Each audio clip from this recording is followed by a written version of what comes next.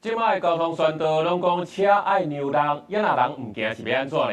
有人就是要車要讓伊啊，伊閣超工要停落來，佇咧斑馬線頂頭咧跳來跳去。警方是表示講，若是過路人超工阻礙着交通，會當罰500。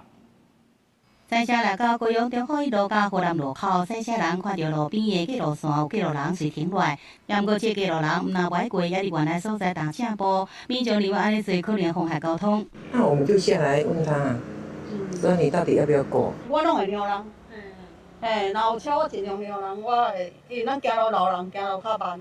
若停落來要過伊拐過，車駛走了後，後壁有車遞來，結果伊才硬要行過，車閃來閃去，看起來真危險。等來到現場，這路口無青紅燈，敢來靠賽車人甲過路人互相停讓。警方講，若賽車人駛走了後，繼續方式後檢舉，會使提出有想要讓伊的明顯動作來證明。駕駛通過行人穿越道有依規定解除並示意行人通過，該行人向前進或後退動向不明，可能觸犯《道路交通管理處罰條例》78條以下4款，可處罰新台幣500元罰款。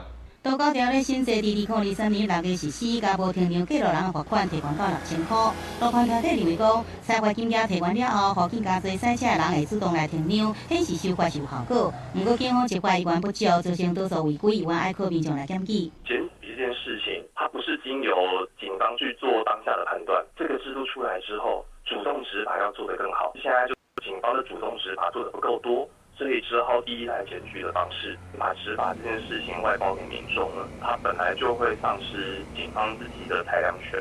汽機車無停讓也是過路人阻礙交通，恐驚會造成雙方路權衝突愈來愈大。經促會甲警方呼籲，無論過路人也是賽車人，攏應該遵守交通的規則，互相相讓，大家佇路的才安全。記者綜合報道。